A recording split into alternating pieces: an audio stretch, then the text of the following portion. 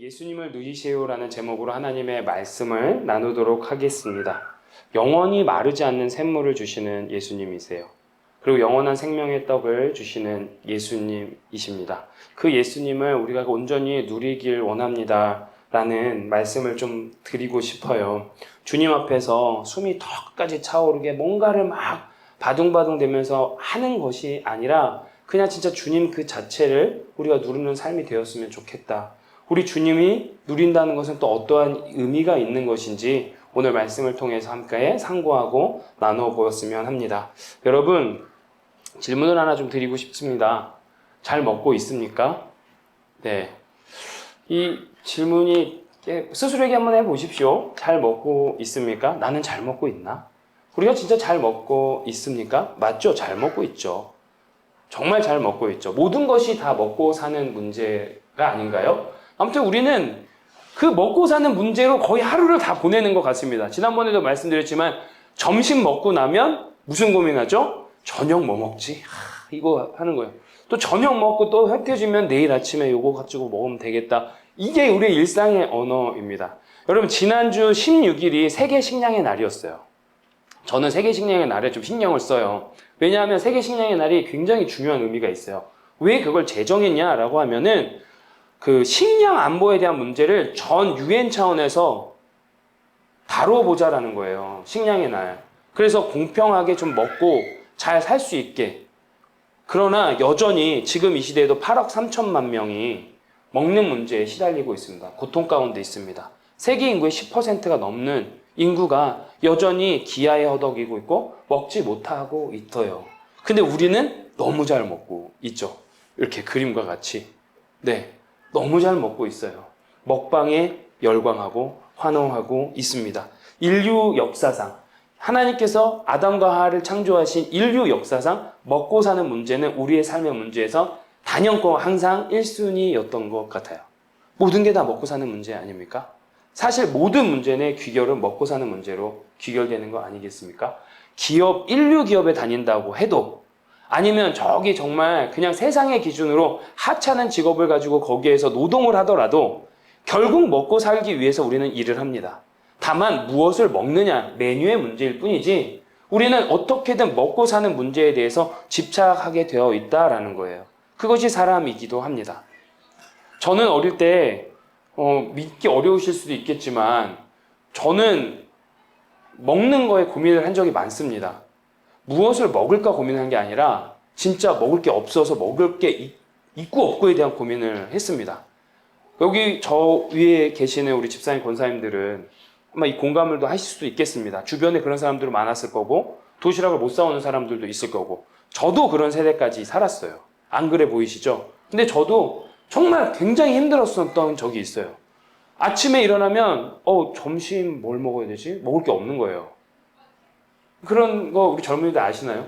냉장고를 열었는데 아무것도 없어요. 쌀통에 쌀이 없어요. 이런 걸 경험했단 말이에요. 안 그래 보이죠? 굉장히 제가 되게 왕자처럼 잘한 것 같죠? 그렇지만 그렇지 않아요. 제가 진짜 그런 고생 가운데 살았어요. 방학이 너무 싫었어요. 반찬이 없거든. 밥에다 간장을 비벼 먹어야 될 때도 많았단 말이에요. 안 믿어지시는 표정인데 진짜 그래요. 정말.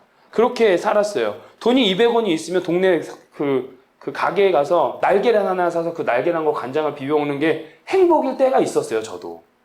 우리가 불과 100년이 안 돼요. 50년, 60년만 되더라도 따뜻한 쌀밥 한 그릇이 감사한 때가 있었단 말이죠. 그러나 지금은 쌀밥 아니잖아요. 음식 식당 가도 건강을 위해서 잡곡, 현미밥 그런 걸 먹는단 말이에요. 이제 이 세대는 그렇게 왔단 말이에요. 어쨌든 간에 인류에게 있어서 먹고 사는 문제는 가장 중요한 문제입니다. 전쟁이 나도 그 전쟁의 이면을 보면 결국 먹고 사는 문제예요. 이 미국에서 가장 컨트로버셜한 가장 이슈가 있는 이슈 중에 하나가 건이죠. 총기도 결국 들어가 보면은 먹고 사는 문제다라는 거예요. 인류에게 있어서 먹고 사는 문제는 뗄래야 뗄 수 없는 문제다. 어쩌면 가장 중요한 문제이다. 그래서 여러분들께 한번 질문을 드리고 싶어요. 여러분, 먹기 위해 삽니까? 살기 위해 먹습니까? 그쵸? 이 질문 앞에 우리가 어떤 대답을 할 수 있겠냐 이거예요. 어떤 것든 틀리지 않아요. 많은 젊은이들은 요즘에 먹기 위해 살더라고요. 얼마나 허하면 먹는 거에서 소망을 찾으니 진짜 기도를 많이 해야 돼요.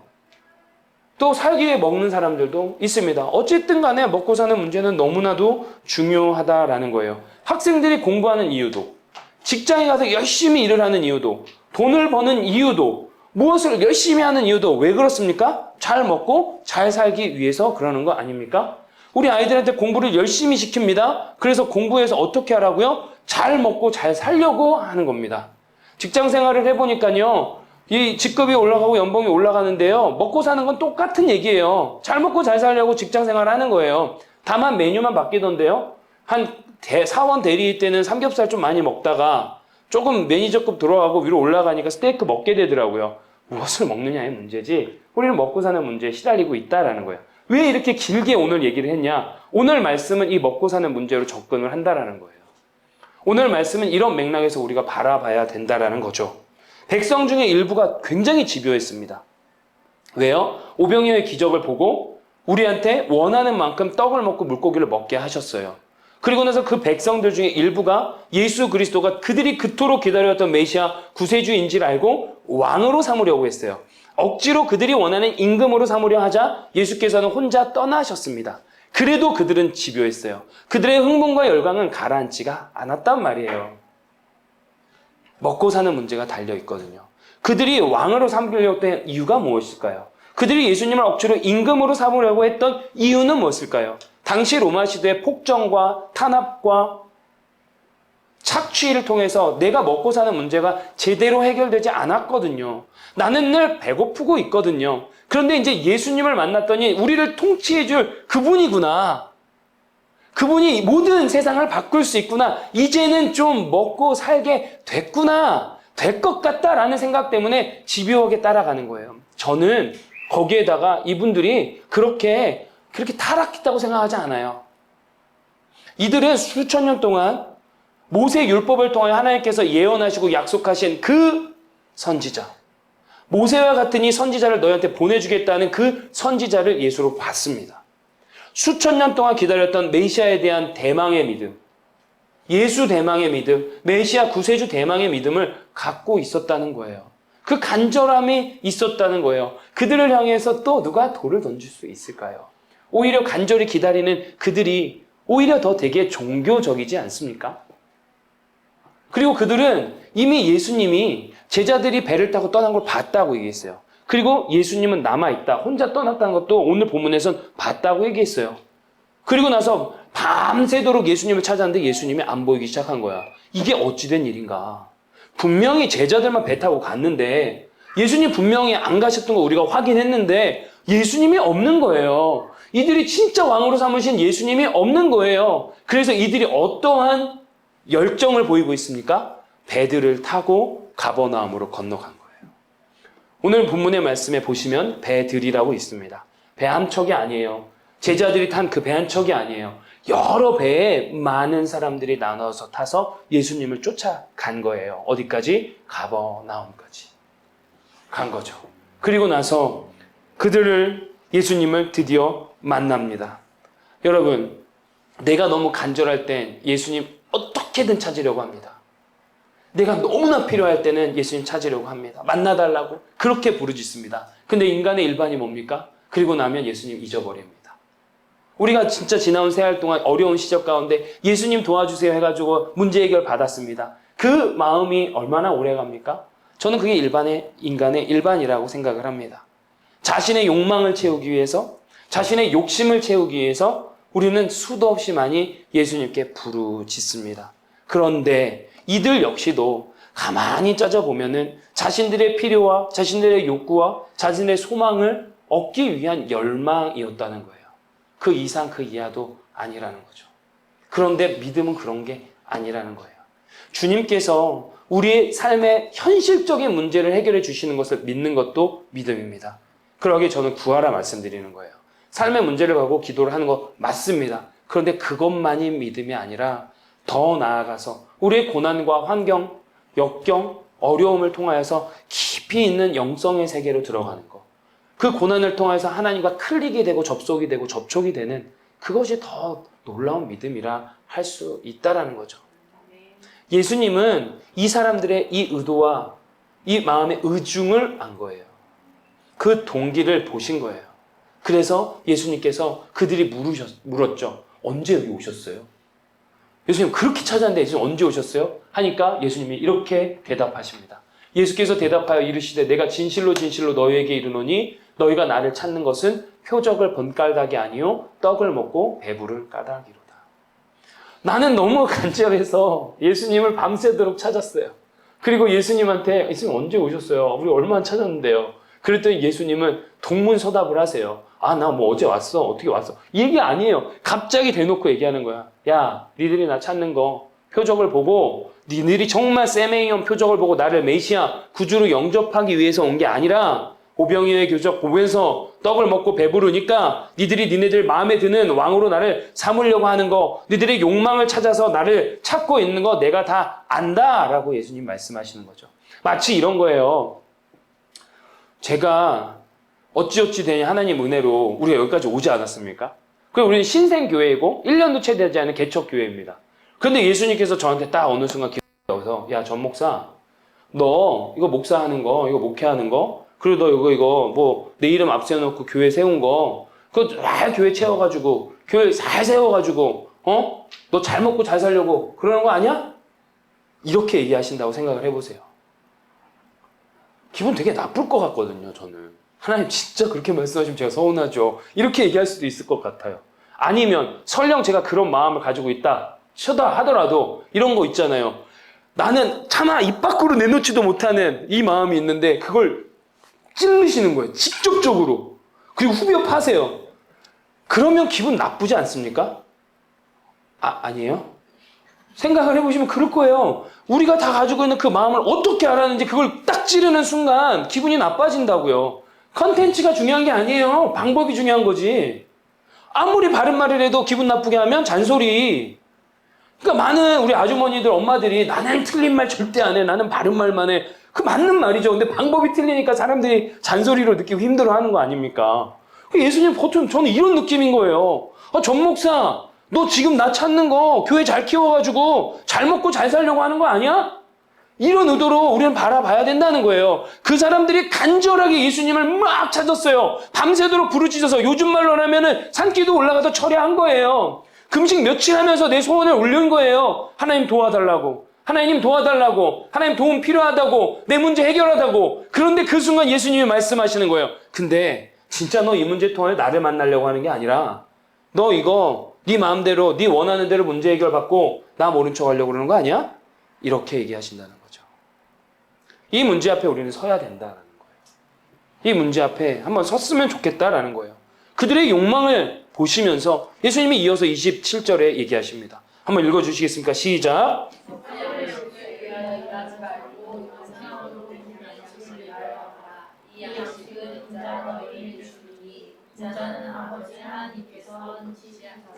아멘. 썩을 양식을 위하여 일하지 말고 영생하도록 있는 양식을 위하여 하라.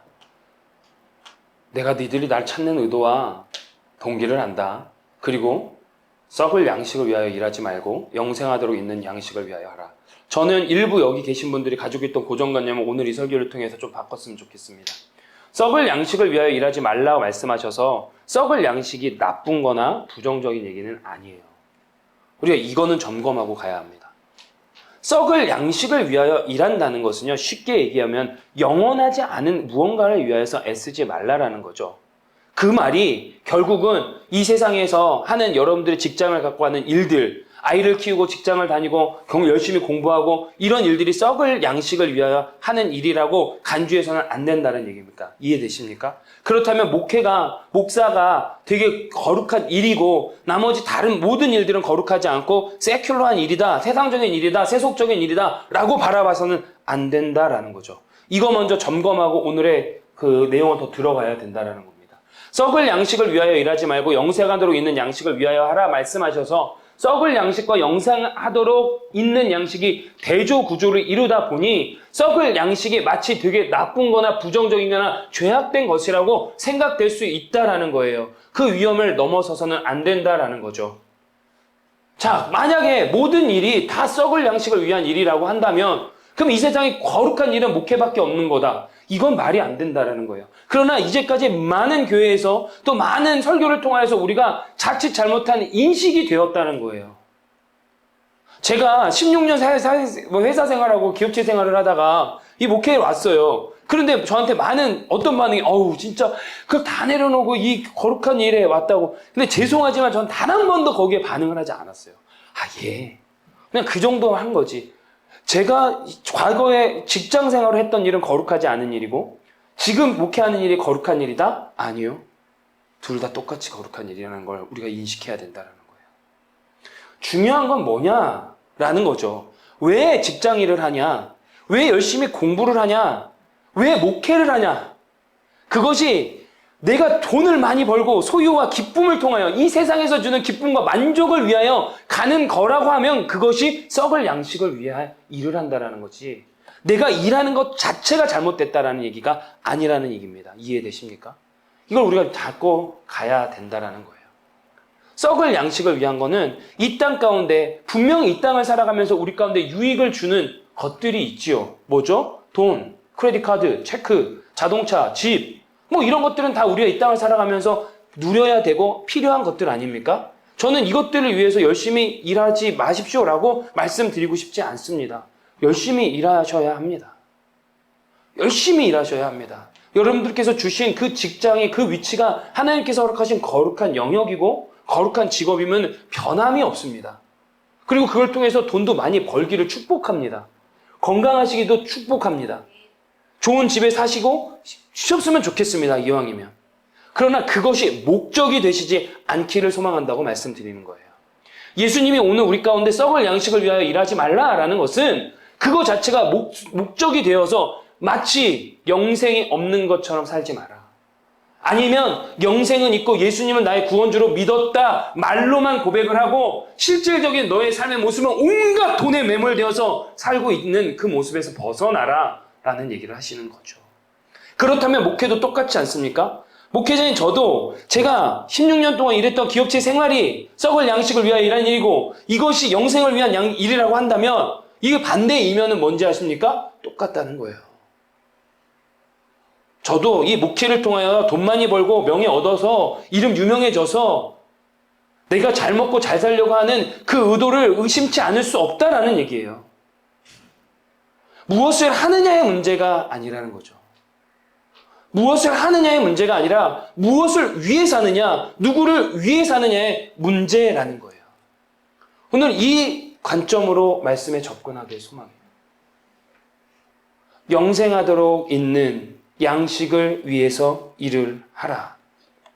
영원한 생명에서 그 관점에서 일하지 못하니까 죄송하지만 오늘 잠깐 교회 얘기 좀 할게요.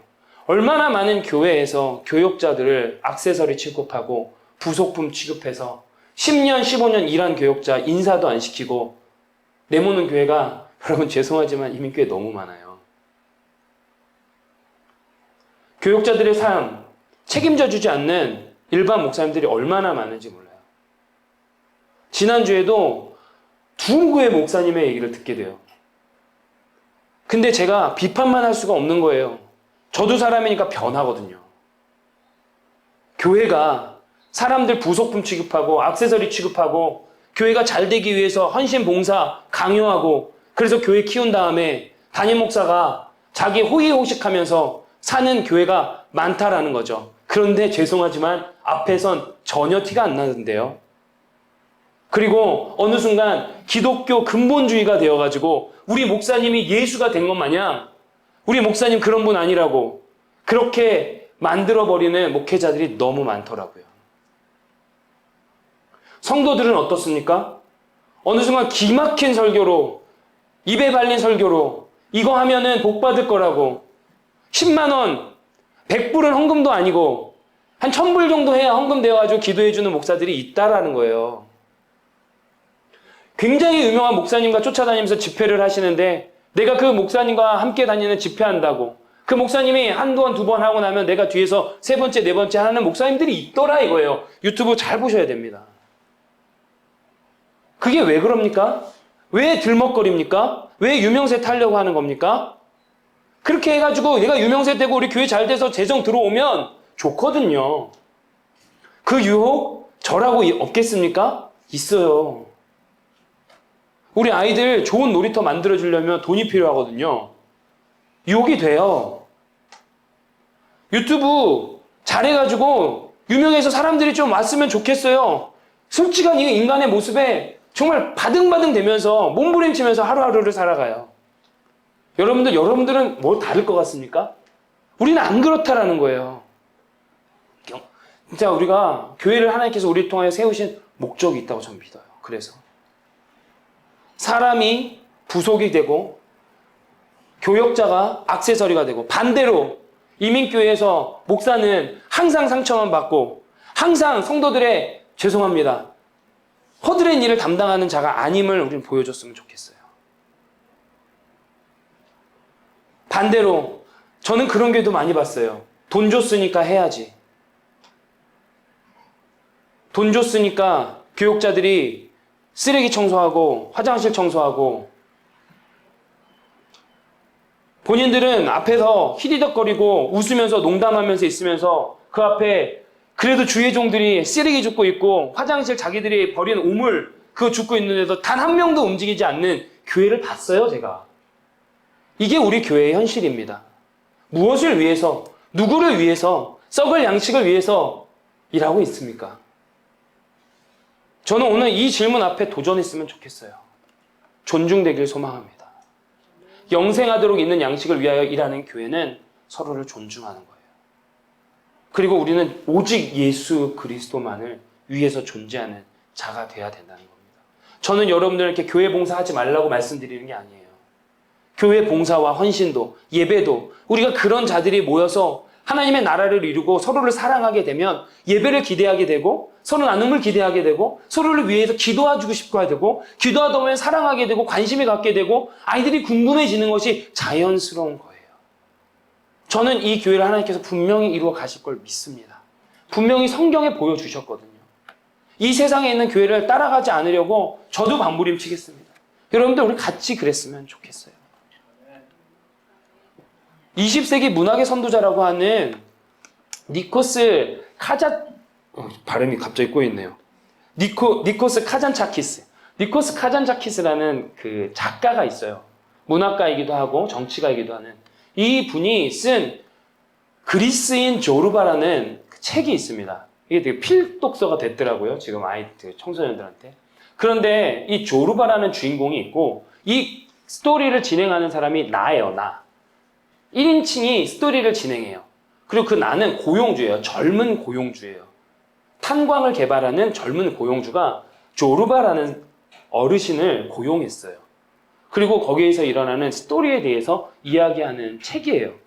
근데 오늘 설교를 준비하고 또 여러 가지 자료를 찾는 과정에 이 책을 다시 한번 접하게 되는데 여기에서 되게 재밌는 대목이 하나 있어요. 뭐냐면 이 조르바라고 하는 어르신이 이 고용주를 두목이라고 부르는데 그 두목에 대해서 먹고 사는 문제에 대한 얘기를 해요. 어떤 걸 얘기하냐면요. 무슨 음식으로 뭘 만드는가를 가르쳐주면 당신이 어떤 사람인지 알 수 있습니다. 쉽게 얘기하면 어떤 사람은 먹은 음식으로 비계와 똥을 만듭니다. 또 어떤 사람은 먹은 음식으로 일과 좋은 유머에 쓰고 또 마지막 어떤 사람은 먹은 음식으로 하나님께 영광을 돌린다고 들었습니다. 이 얘기를 하는 거예요. 그리고 나서 그러니 인간은 세 가지 부류가 있는 거죠. 두목, 나는 최악의 인간도 최상의 인간도 아니고 아마 중간 정도 될 것 같아요. 그러니까 본인은 먹은 음식 가지고 일하고 좋은 유머를 만드는 데 산다는 거예요. 그러니 과히 나쁠 것도 없겠죠. 이렇게 생각하는 우리 내에 살아가고 있는 보편적인 사람의 모습을 보여주고 있는 것 같아요. 그리고 이야기합니다. 저는 이 부분이 참 마음에 계속 와닿았어요. 두목, 당신은 당신 나름대로 먹는 것을 하나님께 돌리려고 애쓰는 것 같긴 하지만 그게 잘 안 되어 괴로운 걸 겁니다. 이 두목이라는 사람은 하나님께 영광을 돌리고 싶어요. 자기가 하는 모든 것이. 그러나 그게 애쓰는데 잘 안 되어서 괴로워하고 고민하고 있는 거죠. 이 글귀가 제 마음을 치더라고요. 오늘 말씀을 준비하고 묵상하고 고민하는 가운데 제 마음을 자꾸 치는 거예요. 나도 하나님께 영광 돌리고자, 하나님 영광 나타내고자 애쓰고 있는데 잘 안 되네. 너무 힘드네. 어떻게 하면 이게 진짜 하나님께 영광을 돌리는 일이지? 이런 고민들이 자꾸 들더라고요. 날마다 먹고 살아요. 먹고 사는 것이 나쁜 거 아니잖아요. 아까도 말씀드렸지만 정말 열심히 일을 해서 돈을 벌어야 돼요. 근데 그 먹고 사는 것이 대부분 비계와 똥을 만들어내는 모습을 우리가 부정은 할 수 없지 않겠습니까? 일과 유머, 적어도 다른 사람들한테 유머를 줄 정도만 해도 괜찮은 인생이라고 하는 게 요즘 세상 아닙니까? 그러나 우리 주님께서 그리고 성경을 통해서 우리에게 도전하는 건 그걸 넘어서 우리가 하는 모든 것을 통해 하나님께 영광이 되는 삶, 그것이 가장 최상의 삶이고 가장 참 목적, 참다운 사람의 모습인데 그게 참 쉽지가 않은 것 같아요. 예수님도 오늘 말씀을 통해서 니들이 나 찾는 거 그거 아니야?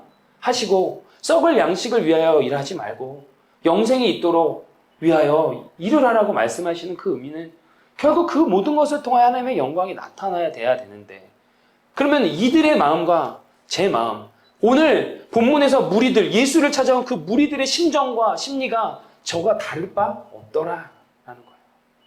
저도 다를 바 없더라. 그리고 그들과 똑같은 질문을 저도 주님께 하는 거예요. 그들이 묻되 우리가 어떻게 하여야 하나님의 일을 하겠습니까? 그러면 어떻게 하여야 하나 주님 랍비여 일을 하겠습니까? 하나님의 일을 하여야겠습니까? 이게 저와 여러분의 관심사 아닙니까? 이게 당연한 흐름 아닙니까? 니들 나 찾는 의도 내가 알아? 동기 알아? 그리고 썩을 양식 위해서 일하지 마. 영생이 있도록 위하여 있는 것을 위하여 일을 해. 그러면 다시 질문하는 거예요. 그러면 도대체 어떻게 하는 것이 하나님의 일, 주님께서 말하는 것입니까? 라고 질문할 수 있는 거죠. 그리고 나서 예수님께서 얘기하시는 거죠. 예수님께서 대답하여 이르시되 하나님께서 보내신 일을 믿는 것이 하나님의 일이니라 하시니 아멘. 하나님께서 보내시니 예수 그리스도를 믿는 것이 하나님의 일이라 말씀하십니다. 주님의 답은요, 구원의 요건 지극히 간결하게 한 문장으로 얘기하셨어요. 하나님의 일은 하나님께서 보내신 일을 믿는 것이라 말씀하십니다. 그런데 인간이 일생 동안 많은 일을 할 수 있을 것 같죠? 근데 점점 저는 그래요. 그렇지 않더라고요. 인간이 일생을 살면서 하나님께서 보내신 이 예수 그리스도를 믿는 것만 하나라도 잘할 수 있으면 좋을 것 같아요. 그것도 어려운 것 같아요. 정말 오랫동안 예수님 믿는다 하는데 예수님께서 보내신 이 예수 그리스도를 믿는 것 자체가 그렇게 쉽지가 않아요. 그 말은 예수님을 믿는 것을 문자적으로 받는 걸로 넘어서는 문제가 아니라는 거죠. 오늘 얘기는. 그냥 예수님 믿습니다. 그냥 논리적으로 이성적으로 고백하는 걸로 끝나는 얘기가 아니라는 거죠. 이 믿음이 하나님의 일이래요. 그래서 히브리서 기자는 이렇게 얘기해요. 믿음이 없이는 하나님을 기쁘시게 하지 못하나니 하나님께 나아가는 자는 반드시 그가 계신 것과 또한 그가 자기를 찾는 자들에게 상 주시는 이심을 믿어야 할지니라. 아멘. 이 말씀 단순하지 않습니다. 그리고 여기도 착각하면 안 돼요. 내가 무언가 내 행위를 통하여 믿을 수 있다? No. 믿음은 전적으로 성령 하나님이 주시는 선물이에요. 그 성령을 가지고, 그 성령께서 주시는 믿음을 가지고 하나님을 바라보면 하나님이 그 자체를 기쁘게 한다는 거예요. 그러니까 내가 믿음을 가지고 내가 믿음이 없어서 주님을 기쁘게 못한다는 그런 착각과 자책에 빠지지 마세요. 그럴 존재가 아니에요, 인간은. 성령 하나님께서 그 믿음을 주시고 그 믿음으로 하나님을 바라보는 그 행위 자체가 기쁜 거지, 내가 믿는다고 꼴에 뭐 하나님을 위해서 뭘 하고 뭘 안 하고 못하고 이런다고 하나님이 기쁘시고 안 하시는 존재가 아니라는 거예요. 그 믿음을 가지고 하나님께 나아가는 거, 그리고 하나님께 나아가면 하나님께서 분명히 영생을 약속하시고 상을 주실 것을 믿는 거, 그것이 믿음이라는 거예요. 그렇다면 믿음은 그래도 단순하지가 않아요. 우리의 사는 문제란 말이에요.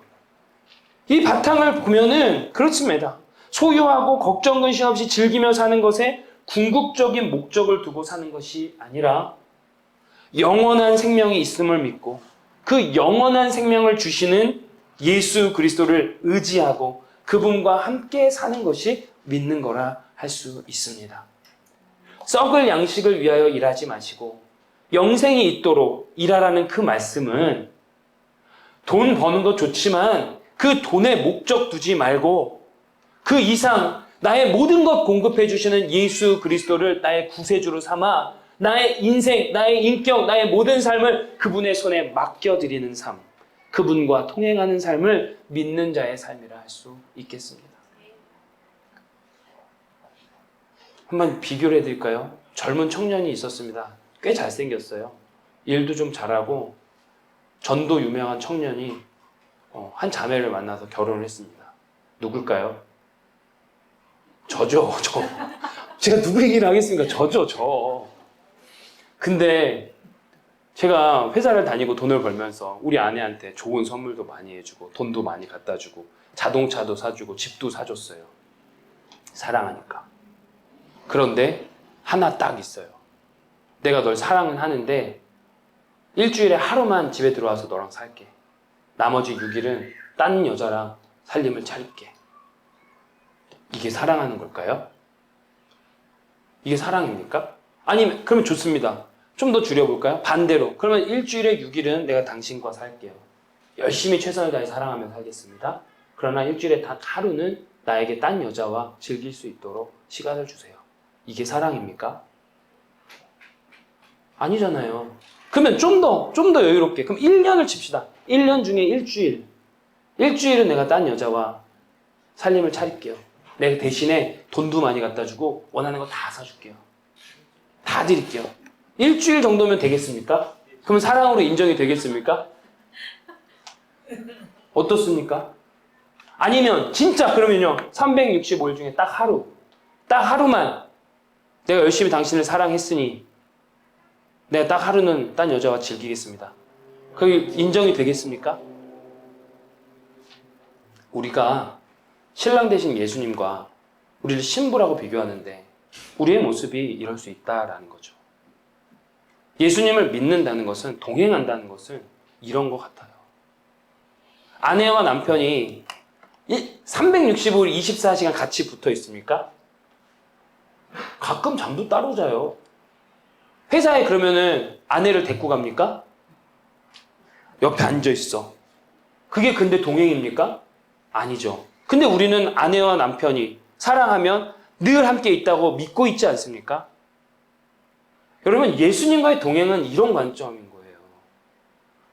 내가 아내와 떨어져 있지만 늘 아내를 생각하고 무슨 일이 있으면 어떻습니까? 전화해요. 자기야, 이래. 그러면서 아내와 나는 그 신뢰 관계, 이 사람이 나와 마음을 같이 하고 있고 나를 전심으로 사랑한다는 걸 의심하지 않죠. 맞지 않습니까?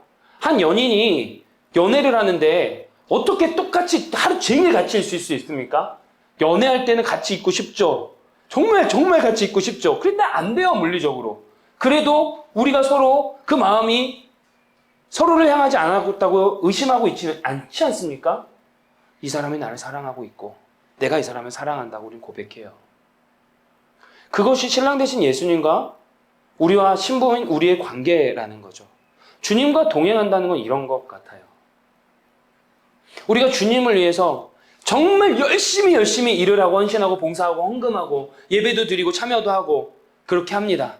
주님을 위해서 한다고요. 사랑한다고. 그러면서 우리의 마음 한편으로는 주님 잠깐만요. 저 잠깐 다른 거와 즐기고 올게요. 하는 모습이 별로 다르지 않은 것 같아요. 여러분, 예수님을 믿는다는 건 이런 것 같다라는 거죠. 그래서요. 예수님이 내 안에 살고 내가 예수님 안에 산다는 거예요. 우리는 늘 예수님이 나와 함께 동행하고 있으면 믿는 거예요. 의심하지 않는 거예요. 이 땅에 오셔서 나에게 영생을 주시고 하나님 나라를 이루신 예수님을 진짜 믿기 시작한다면, 그렇다면 어떻게든 나는 예수님을 최고의 가치로 살기를 원하게 된다라는 거죠. 나의 신랑 되신 예수님을 위해서. 더는 이 땅에 소망 없는 것들, 썩어 없어질 것들에 궁극적 소망을 두지 않고 예수님과 함께 영원한 나라를 누릴 그 나라를 그리며 예수님을 소망하며 사는 삶이 된다라는 거죠. 그리고 예수님 그 자체를 붙들기 시작하니까 주님 믿습니다 라고 고백하는 그 말로만의 믿음이 아니라 이제는 내 자신을, 내 인생을, 내 인격을, 내 삶을 온전히 하나님께 다 맡기며 그분께서 나의 인생을 통하여 일하시도록 허용해 드리는 것. 그것이 예수님을 믿는 것 아닐까요? 그래서 저는 오늘의 말씀을 한마디로 정의하고 싶어요. 예수님을 믿는 건 예수님을 누리는 삶입니다.